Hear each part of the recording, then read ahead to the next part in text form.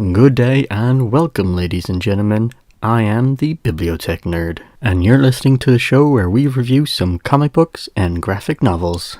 In this week's video, we shall be looking at Superman/Batman Public Enemies. The main writer for this is Jeff Loeb, and the artist is Ed McGuinness. As always, we're going to start off with a short summary, and then at the end I'll move into a small spiel. But I'm going to have to preemptively say it now, I absolutely love this comic book. So let's not waste any time, and I'm going to start with the intro paragraph. Revered throughout the world as the greatest heroes of all, Superman and Batman had survived countless attempts to defeat and discredit them. Until now. Suddenly, they had a dangerous new enemy, the President of the United States. That all-powerful position just happened to be occupied by a man named Lex Luthor. Once reviled by mankind as Superman's arch-enemy, Luthor had managed to convince the world that his crimes were all committed by an evil clone. Turning to politics and rapidly becoming the president, he was now more powerful than ever before. Luthor controlled the lives of heroes and villains through his Department of Metahuman Affairs, and commanded an elite force of heroes led by Captain Atom and including Green Lantern, Power Girl, Major Force, and Starfire. For years, Superman had sought a way to bring down this cunning enemy and prove that he was really a danger to everyone on Earth. Thus far, Luthor had outwitted him, his position of trust placing him beyond Superman's reach. And up to this point, Batman had always refused to help Superman defeat a man who was freely elected president. But in times of crisis, circumstances could change quickly. Now, Superman-Batman, the world's finest. Start of Chapter 1. We begin this story with a split contrast between Superman and Batman's origins. The circumstances, ideals, and motivations that have molded them into the heroes they are today. Both of their thoughts will be a consistent factor throughout the story, letting us know their thoughts on the situation. The first being in Metropolis, as Star Labs is being raided by the villain known as Metallo. And although Superman attempts to defeat him, he cannot hope to fight against Metallo's kryptonite heart. Meanwhile, in Gotham City Cemetery, the world's greatest detective is at work. Superman rendezvous with Batman here, as it seems that Metallo is scouring the cemetery to find his once human body. A savage battle ensues, ending with Superman being shot through the chest with a kryptonite bullet. Batman rushes to his aid, only for both of them to be buried alive as he attempts to extract the bullet. Only through sheer determination and ingenuity does Batman manage to get Superman back to the Batcave. Meanwhile, a menacing scene unfolds as a massive kryptonite meteor hurtles towards Earth. End of Part 1. The World's Finest. Part 2. Early Warning. After having recovered from the ruins, the duo get ambushed within the Batcave. Their assailant, Superman from the future. After a very tough fight, victory had only been achieved by using the same kryptonite bullet that Superman had been shot with. Meanwhile, over in the White House, President Luthor puts out a federal warrant on Superman and a $1 billion bounty on him. Seeing no other alternative, Batman and Superman decide to go to DC and confront President Luthor. But the word about the ludicrous amount of money had spread fast, and the first to stand in their way is the villain known as Silver Banshee. End of Part 2. The World's Finest. Part 3. Running Wild. Mr. Freeze, Captain Cold, Icicle, Killer Frost.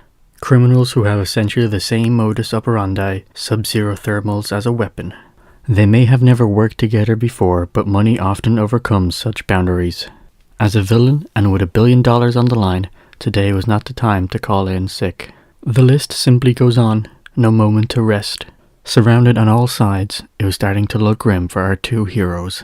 Reprieve arrives for our two heroes in the form of Captain Atom and his fellow team members. But they are not there to rescue them, they are there to take them in. End of Part 3. And that, folks, wraps up the summary part of the video. An exciting story so far. I've had to leave out a bit of the action from the summary, as it would be a bit difficult to fully explain what is happening in each scene. But maybe some of the images in the video might entice you to get a copy for yourself. Highly recommend it. For now though, let's move on to the spiel/opinion side of the video. I'm going to have to reiterate my point here and say that I absolutely love this comic and thoroughly enjoyed the storyline, so I'm probably going to put a lot of praise on it. It may be a bit biased towards it. So be warned that my enjoyment of this comic may make me overlook any flaws that someone else might see. So it is what it is, but let's get on to the story. So we have a pretty simple overarching story where a massive fragment of Krypton is hurtling towards Earth, and President Luthor decides that it's Superman's fault and he should pay for this. This is why Superman and Batman decide to confront President Luthor. So straightforward and simple enough, but there's a few things that I want to really point out. The first being the intro to the whole story, the fact that Metallo is looking for his human body as he wishes to return to being normal. It definitely pulls you in and kind of enthralls you in the fact that potentially Metallo could be the person that may have killed the Waynes. It is definitely alluded to in the comic and suggested that there is a bigger mystery surrounding Metallo's past as a human. I would argue that it's a pretty decent way to world build and of course tease potential storylines that happen after the Public Enemy's story arc. Seeing the emotion and the conflict in the confrontation between Batman and Superman as he finds out that potentially Clark may have found previous information and known about the mystery alluding to Metallo potentially being the one who killed the Waynes is definitely a great read, I would say.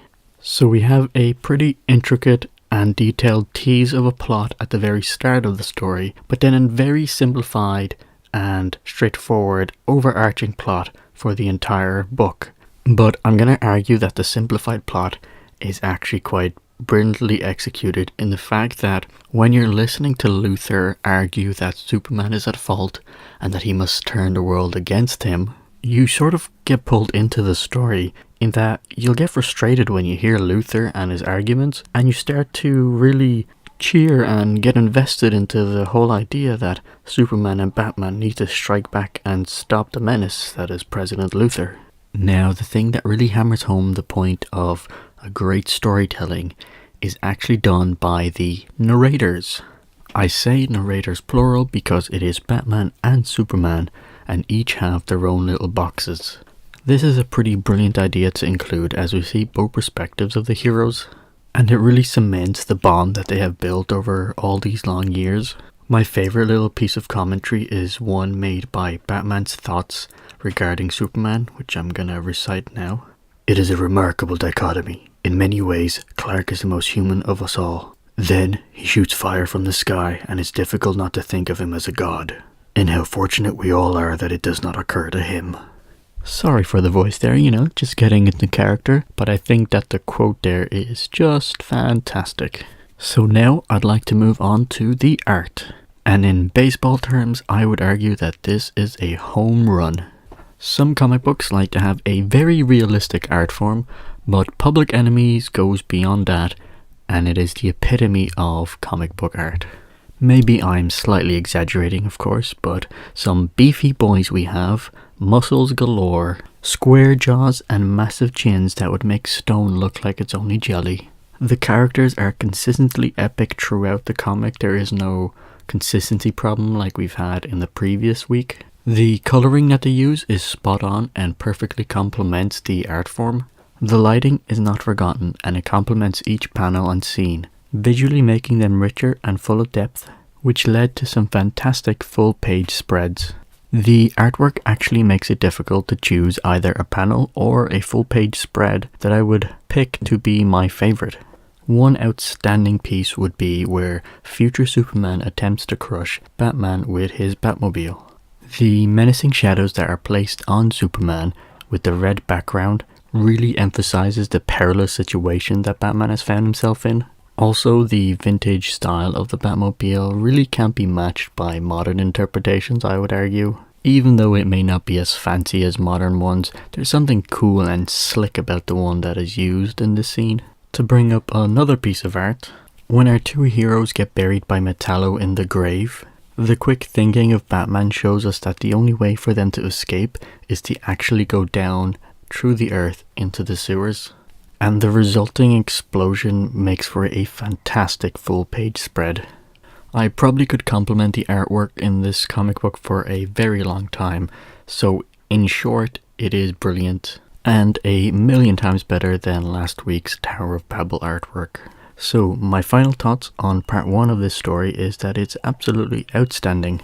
I genuinely can't wait to share with you part 2, and I'm going to preemptively say, highly recommend this comic. If you can, definitely get your hands on it. But for now, I'm going to end this video here. On Wednesday, I'm going to release part 2. And on Vintage Friday, we're going to be looking at Superman number 76. It's going to be pretty cool as it's a double feature and Batman is included.